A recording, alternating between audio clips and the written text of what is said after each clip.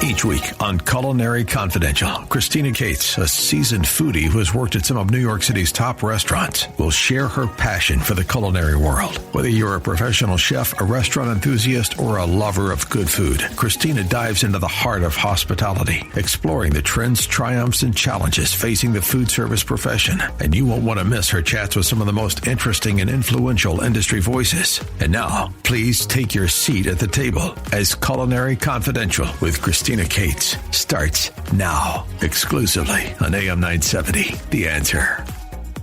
Welcome to Culinary Confidential with Christina Cates.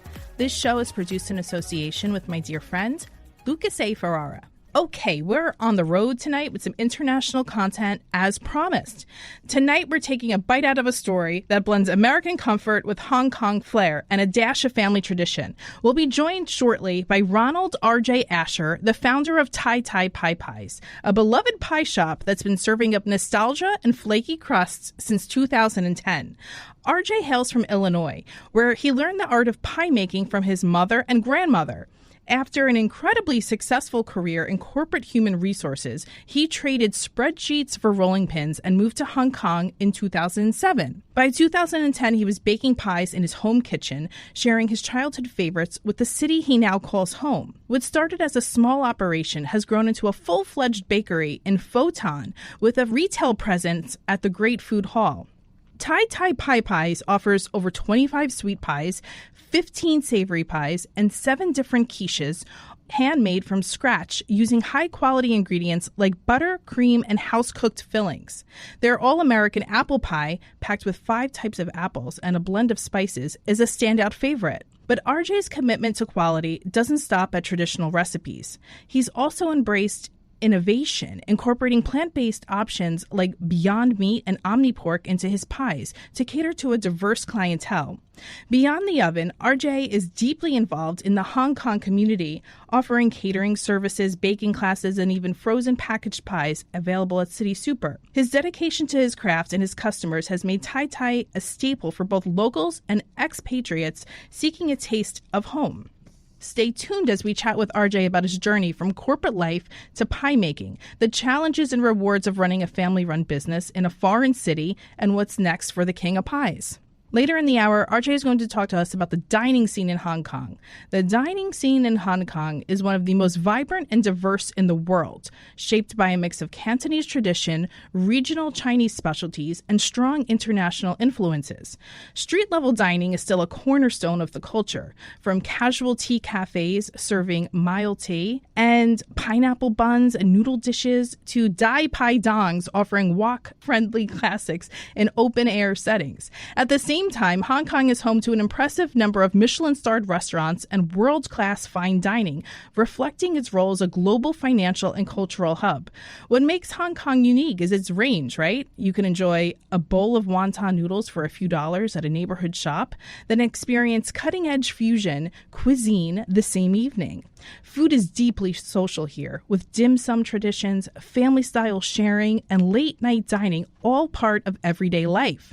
The city's international community adds layers of variety, from Japanese omakase to Italian trattorias and modern fusion concepts. Overall, Hong Kong's dining culture is fast-paced, constantly evolving, and deeply rooted in both heritage and innovation, making it a true culinary crossroads of East and West. I can't wait to hear all about Hong Kong because I've never been. Let's get RJ Asher on the line. Hi, RJ. How are you? We're doing great. How are you? Amazing. I think this is great because I have been speaking to you now for a couple of months, and you are in the middle of a very intense travel schedule. Right? I mean, when I read down the list, I was like, this guy's not going to have time for my show. How's he going to have time? So I'm getting you from Hong Kong via Hawaii, I think, is where we're at in your schedule right now. Is that correct? Correct. We're in Kona, the Big Island. Oh, that's a good beer, right? Kona beer. Nice. It is. I had it last night. Good. Well, I do just want to mention before we get going here, there was like that devastating typhoon that hit Hong Kong a couple of weeks ago. How did you make out with that? We got lucky. We actually pushed our trip forward a day to avoid it because we would have been stuck. It was a big one, so it did a lot of damage. But you got the hell out of there. Lucky. Yeah, we We've been there a while, so we kind of know what happens when this stuff goes on. So they canceled, I think, 140 flights. They moved planes out of Hong Kong to other areas to avoid being damaged. Wow. It was big. All right. You mentioned you did a bit of radio in Hong Kong. In what capacity are we talking here? I did. So I was a host or a guest on a show hosted by Phil Whelan, who is on RTHK. He does a morning show, Morning Brew. And he would have every once in a while like chefs or restaurateurs or different people on just talk about the food scene in Hong Kong. And I would go on with him every once in a while. I'd bring pies on the show. We would eat them. Even though nobody can see us eating them, we'd have fun and goof around with it a little bit, talk about the business, talk about what's happening in Hong Kong, either not really political, but somewhat political versus just the food scene and having a great time. Wow, it sounds like I picked the perfect guest for this episode then. I hope so. We're going to dive into the Hong Kong food scene later in this hour, and I'm looking forward to that. Cool, so am I. Okay, we have to start with the story of how you came up with the idea Tai Tai Pie Pie. The move alone from the U.S. to Hong Kong is probably a story within itself. How did you do that? Yeah, so, HR to pies. Where was the middle ground? Yeah. Well, my wife and I always wanted to do an overseas assignment. So the first one to get it, we wanted to jump. I worked for Avon Products, beauty company, direct selling in the U.S. Everybody knows Ding Dong. Ding Dong Avon calling. But we had the opportunity to head up Asia Pacific for human resources. So I took that opportunity. Then my wife joined me a few months later with AT&T. And we were enjoying the life of traveling around, seeing everything we could see in Asia as well as other parts of the world. And then the crash happened in 2008, right. and 2009. And I shrunk the office in Hong Kong. And instead of going back to the U.S., we stayed, and AT&T then made my wife the expat. So we were able to continue to enjoy the expat lifestyle in Hong Kong, which is by far one of the more exciting expat careers I think anybody could have. It really is. It's great. Hong Kong is a fabulous city. It's changed a lot over the years we were there, and changed a lot since 1997, but it's still an amazing place. So we stayed in Hong Kong. I always enjoyed making pies, just something I enjoy. I'd rather have a pie than a cake, personally. And we were sitting around just having cocktails after brunch with friends in Hong Kong, and I had made a pie a couple days earlier, so we were having pie and wine. And a buddy of mine who was visiting from the U.S., who I worked with before I left Avon, he was over as well. And Tai Tai, you probably don't know what a Tai Tai is. No idea. Tell me. Okay. I don't know. A Tai Tai is basically a wife of a wealthy man who does enjoy the life, I won't say life of leisure, but the life of, teaing and lunching and shopping and all that. And it's not a derogatory statement. It actually is something that people do use regularly there in Hong Kong. No, I want to be a Tai Tai, right? That should be goals for me, to be a Tai Tai. Yeah, you would want to be one. Okay, got it. So I had stopped working, and people were calling me a Tai Tai, even though a Tai Tai is referred to a female. There is a male version of that, which I forget the word. But they were calling me a Tai Tai. So I was traveling, I was scuba diving, I was still enjoying my life of not working. And my buddy Abel, who worked for Avon, who was visiting, basically asked what that, why do they keep calling you that? And we told him, and he just starts laughing. He goes, oh my gosh, I have the best idea for you. You need to start a pie company. And I had the name for it. And he's the one who came up with the name, basically from first hearing about it 5 minutes earlier to that. And I laughed, said, yeah, whatever. I'm going to get a real job. I need to work. And that was February of 2010. And you fast forward, and in May of 2010, a friend of mine, one of the ladies who was calling me a Tai Tai, she was pretty much a Tai Tai. Her and I baked 14 pies, and we had a pie party. And that was the start of it all. Wow, you sound like you have a great life. I want to go to a pie party. right. So what were the 14 pies that you made? Like, what were some of them? Just like apple pie, like traditional American fare? Yeah, we did sweet and savory because I did realize that you need savory pies being in Hong Kong, which is pretty much a British colony or was a British colony. Okay. And a lot of Australians there. And Australians and Brits, they like their savory pies. They do a few sweets, but it's pretty much a savory item. So I made apple pie, I made cherry pie, pecan pie.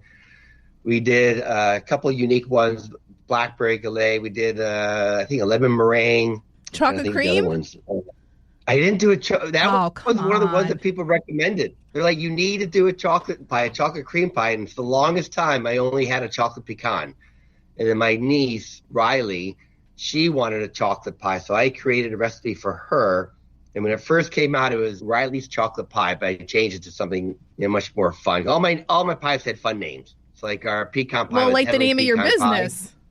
Yeah, I didn't take it. You couldn't take it serious. It was all about having fun, and that was the whole purpose of the business, was to enjoy it, to have fun with it, to see what I could do, and to be a lot of fun.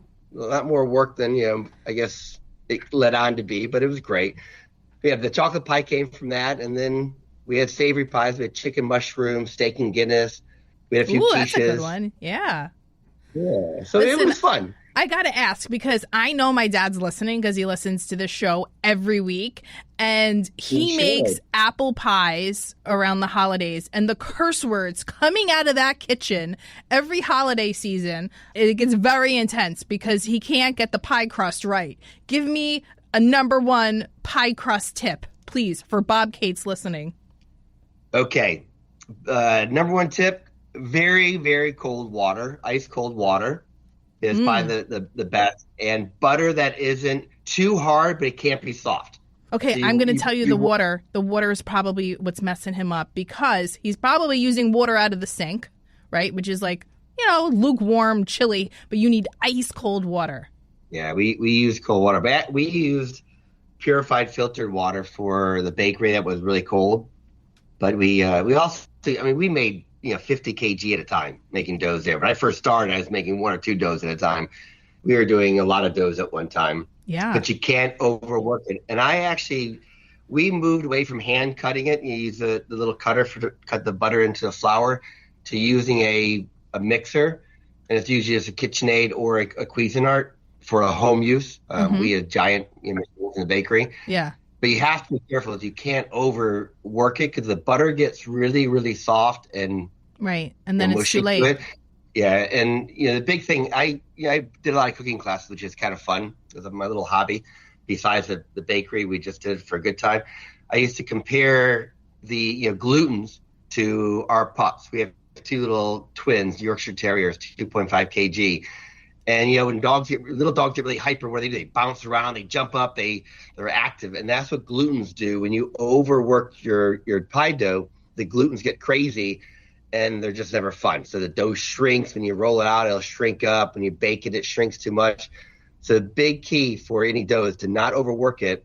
And if you throw it in the freezer. Once you've made the dough and the shell, throw it in the freezer for a while to freeze it up, and then pull it out to finish it off. That's great advice. Oh, that was so good. Thank you.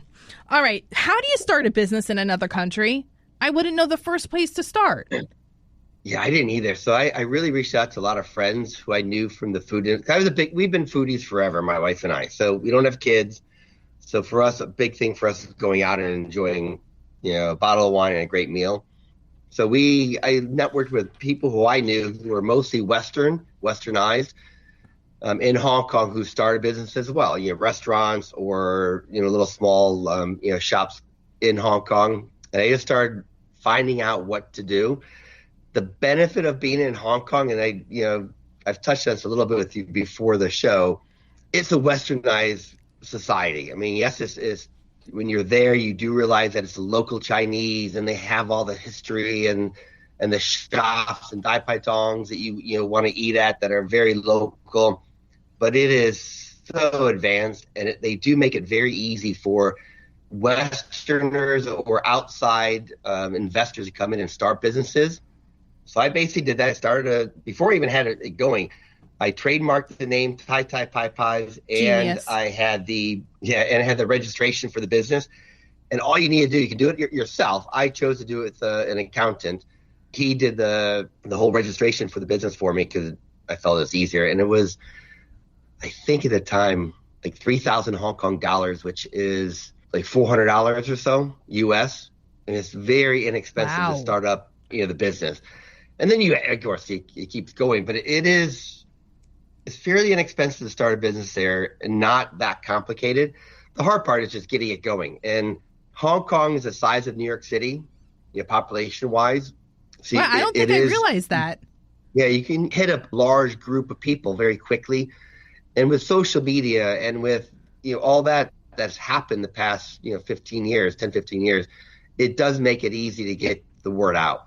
And they love, anything new and exciting. People, the joke in Hong Kong is when you start a little shop, a restaurant or a bakery or whatever it may be, you hire people to stand in line at your shop and they just keep standing in line. They go in, go out, go in, go out, go in, go out. And that creates the draw, and people will wait in line for 30 minutes to an hour to find out what that is that everybody's waiting in line for. Oh my gosh, I love that. That's genius also. It's hilarious. I mean, literally, we were like, why? Being in New York, I'm like, there's no way I'm waiting in line an hour for, a pot. But people do. And if you catch that at the right time and you're a smart, business person, you can create a lot of hype just from having friends or acquaintances stand in line for you. I see that in New York now too. Like I'll be walking through Soho and there'll be a line 2 blocks long, and I'm like, what's everyone waiting for? Like now all of a sudden I'm interested. I want to know. I'm like, oh, a new sneaker is out. Never mind. But it does make you stop and ask. All right, it does, right? And then RJ, let's go to commercial break. When we get back, I want to hear a little bit more about Tai Tai Pie Pie, which I absolutely love saying. And let's talk about the dining scene in Hong Kong a little bit, right? That'll be fun. All right, stay tuned. You're listening to Culinary Confidential with Christina Cates on AM 970 The Answer.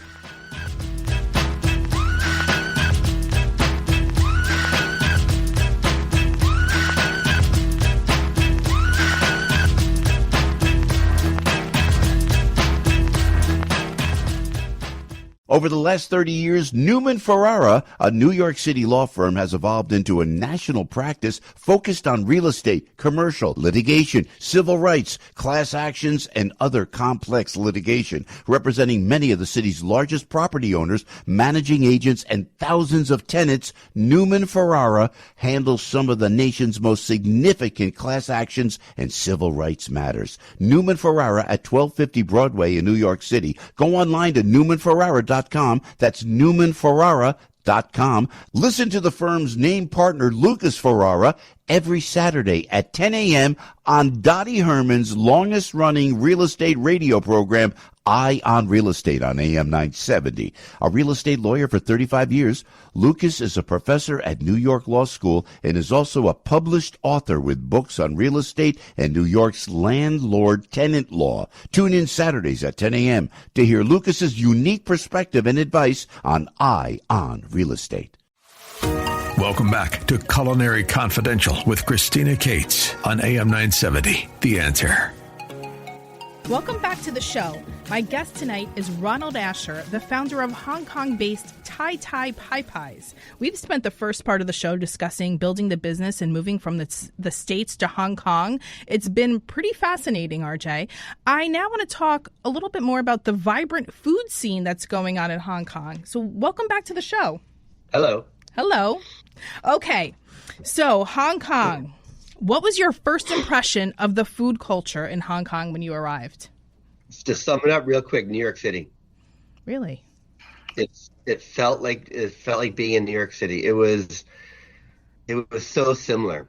I mean, again, there were differences, of course. The local scene was very different. So Chinatown is great, but the local scene of Chinese food in Hong Kong is vastly more significant and goes from the lowest level to the highest level, just like New York. You have high levels of Chinese food, but the overall scene was so similar to New York City. Man, I want to go now. I'm going to start looking up flights to Hong Kong after we're done with this show. You should. It's easy to get to direct from New York right to Hong Kong. But no, I mean, you have a lot. The funny thing is they do trademarks aren't always pulled over there. So when you first got there, they had restaurant names of I won't mention who they are, so I'm going to get in trouble. They have of same big restaurants in New York City. I'm like, oh my God, I didn't know they had an outlet in New York. And then you start finding out that, oh, they're not an outlet. Someone just used the name. You're kidding. So they say, oh yeah. Come on, just give me one. It's just you and I here. Is Kraft Steakhouse still open? Like Tom Colicchio, Kraft? Yeah. Yeah, Kraft is still there. They have one in Hong Kong? I haven't been in New York. Well, it was. It's now closed. But it was. I really thought it was. We used to go to Kraft in New York City. I'm like, no way. And it's very similar. Again, it's not the same, but it's similar. I mean, it's a steakhouse. Yeah. So I was shocked. I was really shocked. Yet, it's just how it is. Yeah, it's pretty brazen. So like Carbone is in New York. Carbone's one of my favorite restaurants, and it's part of the Black Sheep Group. That is part of Mario. I mean, they have a license agreement there, and that is, Louis, who's Mario's cousin, opened it up, and he's still a good friend. It's just his shout out to Louis. It's his birthday the other day. But happy birthday, that's Louis. One of my favorite. Yeah, Louis is a great guy. He's bald like me, bald and beautiful.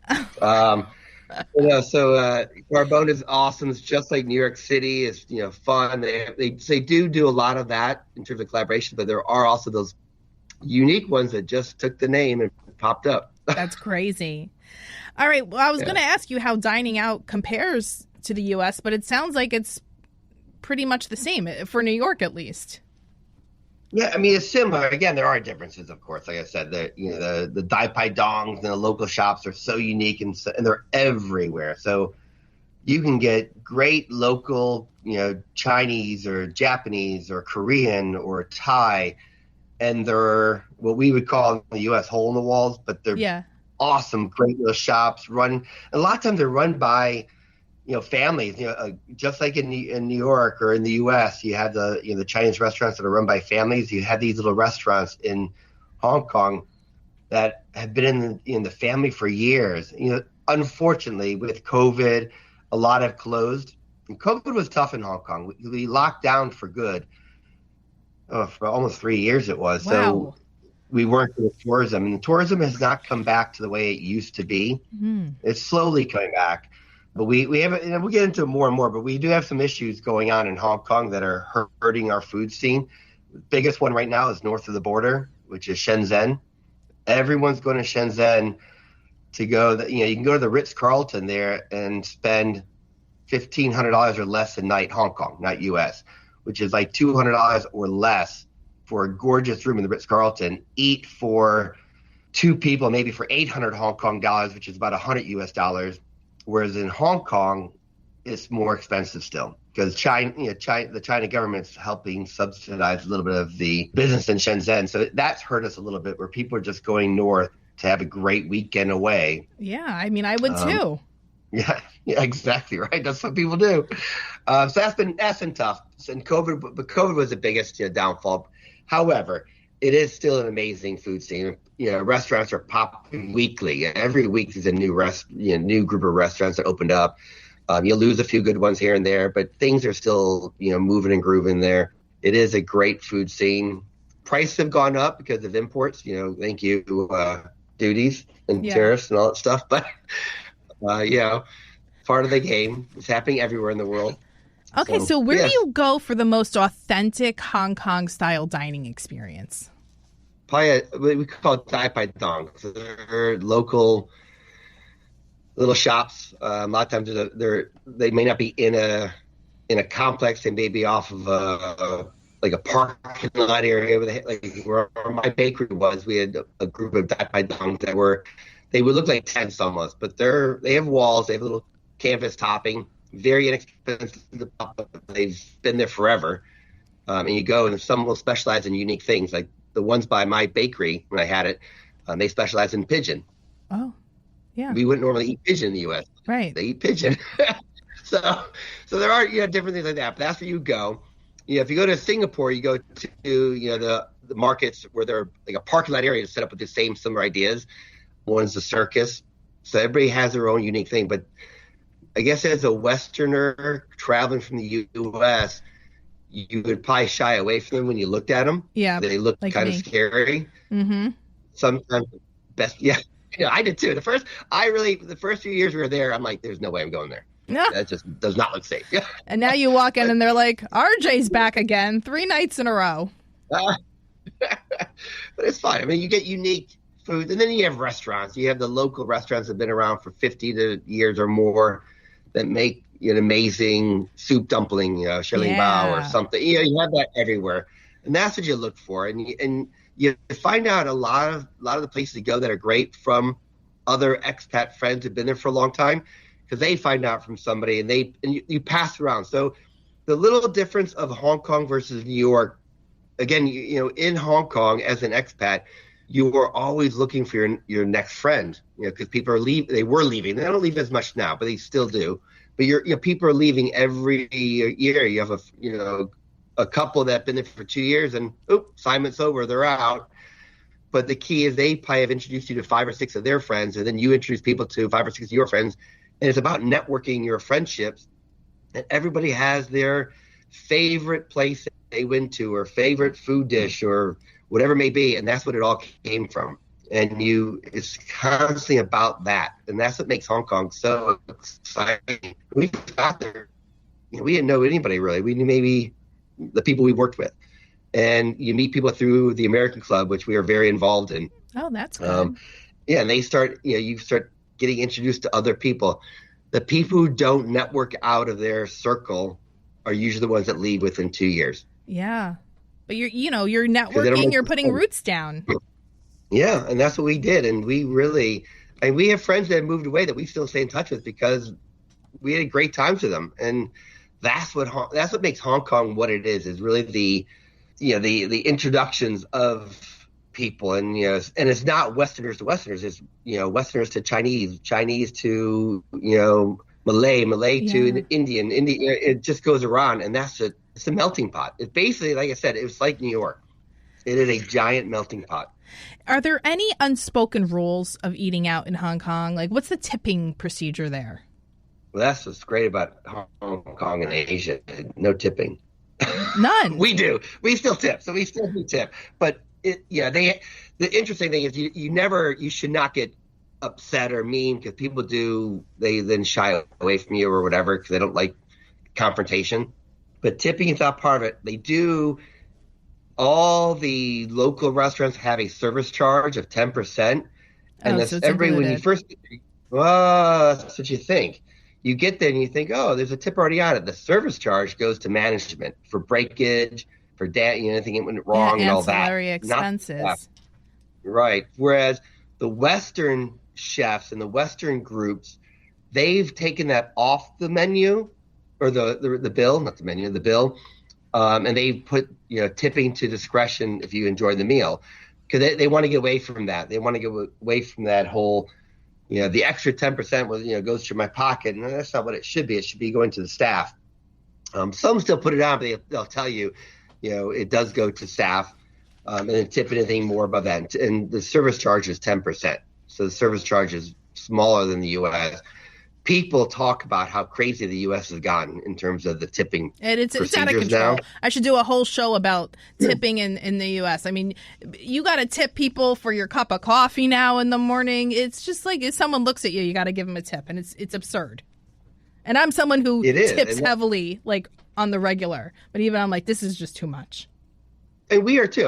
We are big foodies in New York, guys, like I said, and we tip 20 to 30% because we enjoyed it. Now you actually, if you tip or you don't tip, like because you're getting a McDonald's. I think I was at one of the fast food chains. My father was in the hospital. I went to pick him up a hamburger from a place he wanted to, and it was a self-service type mentality. All you did when the bag came with your food, you grabbed it. No one was there to even help you, and they wanted 20, 25, 30% were the 3 options on the little touchpad. Get out of here. I'm like, wait a second. Nobody talked to me. I did it all myself. Myself here.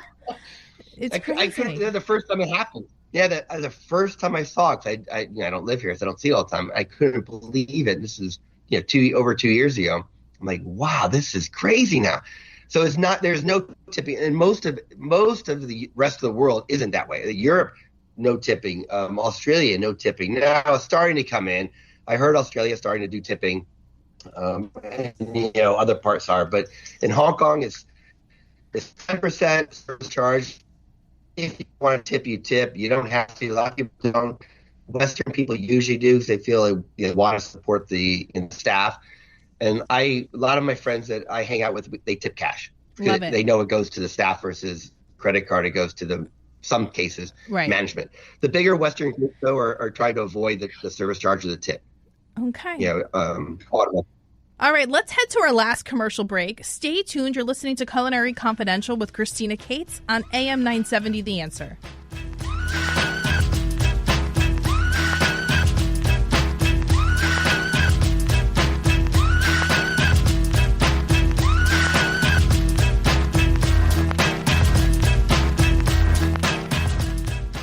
Over the last 30 years, Newman Ferrara, a New York City law firm, has evolved into a national practice focused on real estate, commercial, litigation, civil rights, class actions, and other complex litigation, representing many of the city's largest property owners, managing agents, and thousands of tenants. Newman Ferrara handles some of the nation's most significant class actions and civil rights matters. Newman Ferrara at 1250 Broadway in New York City. Go online to newmanferrara.com.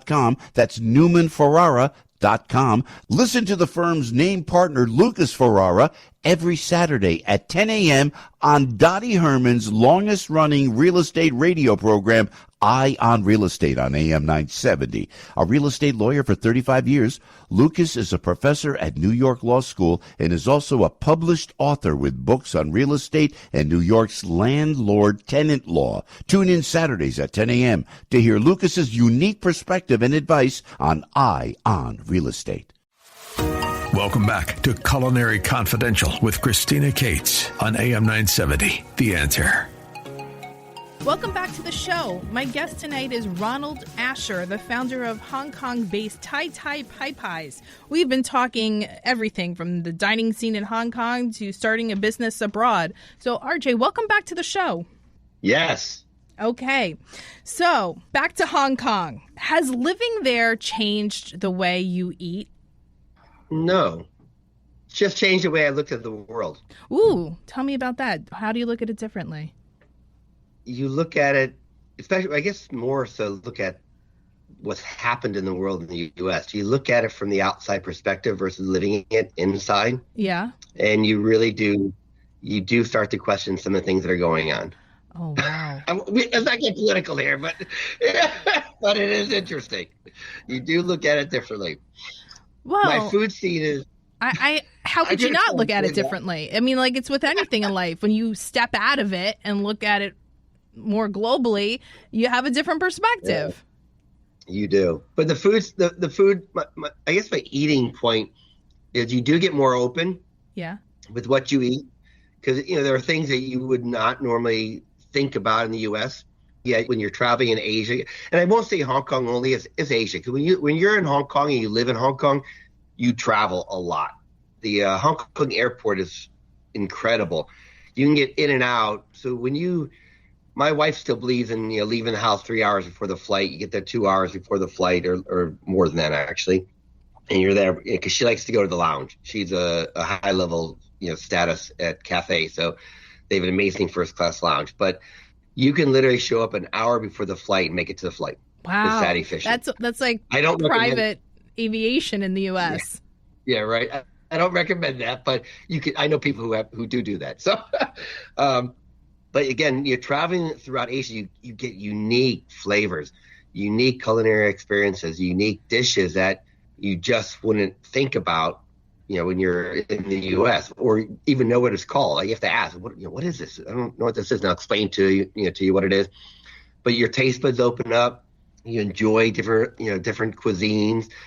The heat, is intense in some food categories, which you have to get used to, and it's not a Tabasco type heat. It is straight heat where your tongue goes numb. It's wow. a Sichuan style, and it's interesting. It really is.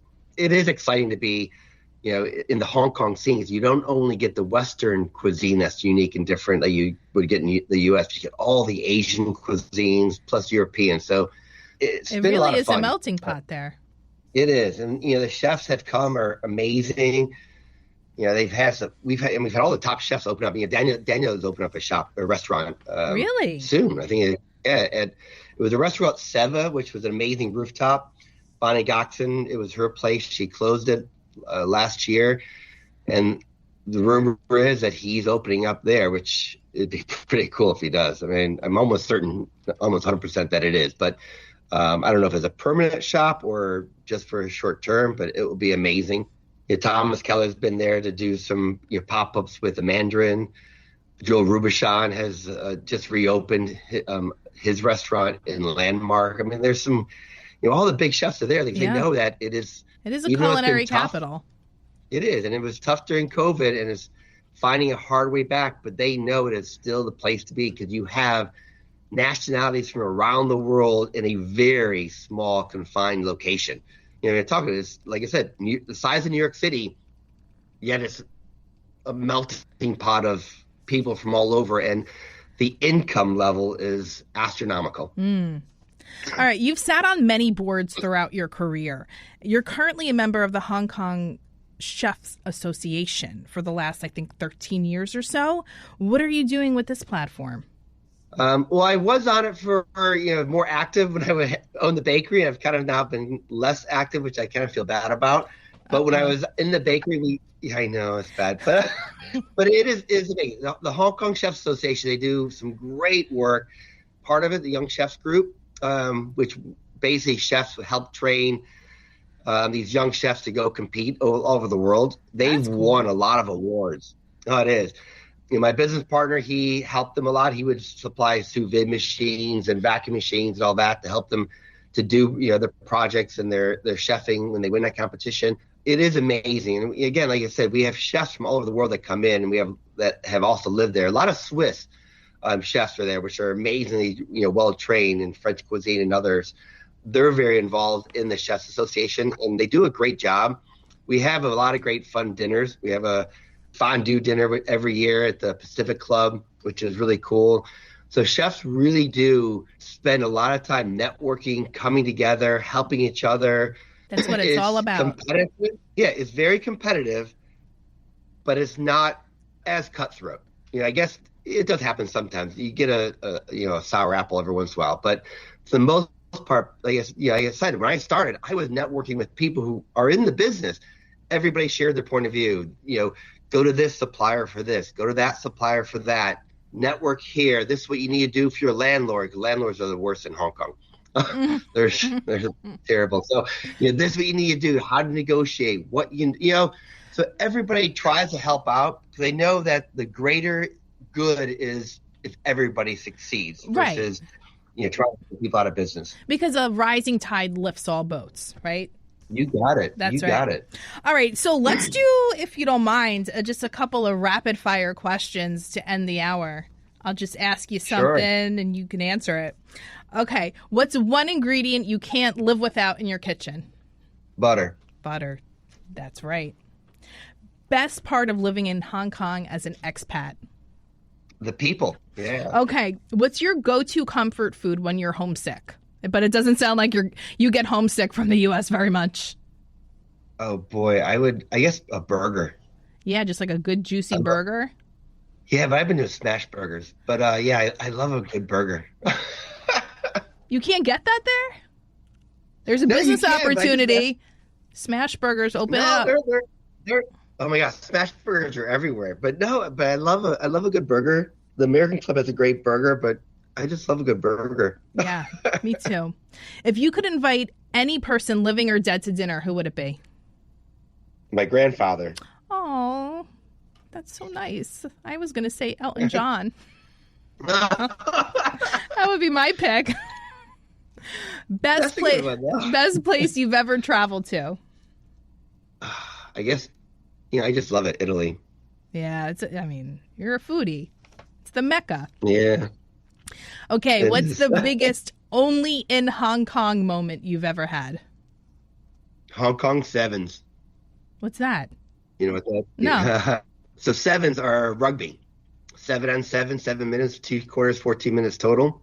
It is if you haven't been to the Hong Kong Sevens, it's a great experience. It's in April, I believe, this coming year. Hong Kong Sevens are wild. They are wild. I'll have to check that out when I get there. I used to supply pies to them. Yeah, I used to have, my pies used to be there. Not anymore, but they used to. That's awesome. All right, what's your go-to karaoke song? Oh, my God. I don't do karaoke. I only listen. My wife does karaoke. That's fine. I didn't say New York, New York. Oh, New that's York, classic. New York would be it. Okay, last one. I could do that one. Pick one. Hot pot or dim sum? Dim sum. Even though I would prefer hot pot. My wife likes dim sum, so I'll do dim sum. That's right, because she always gets what she wants, right? You got happy it. wife, happy life. Yep.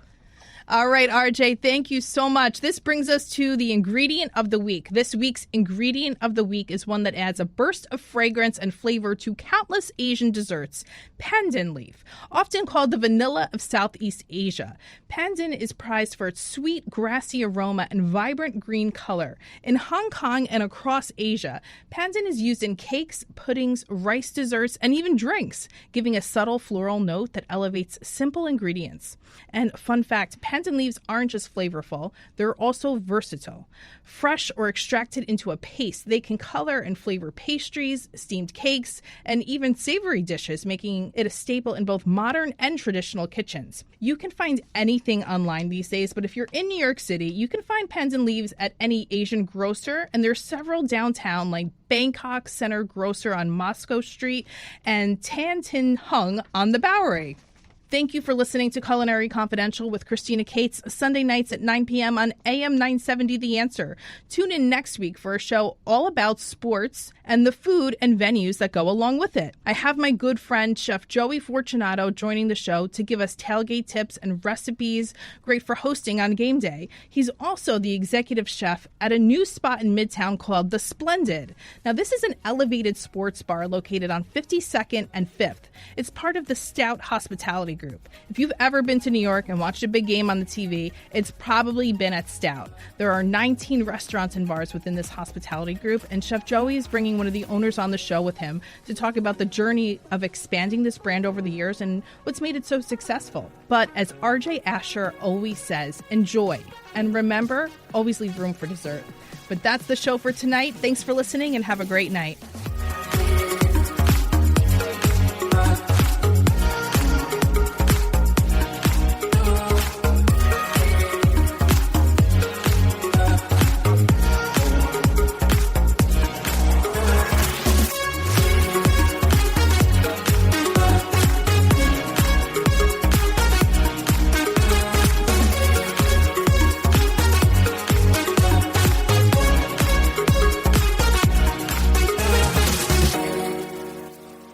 The preceding program is sponsored by Shake It Off Live, LLC.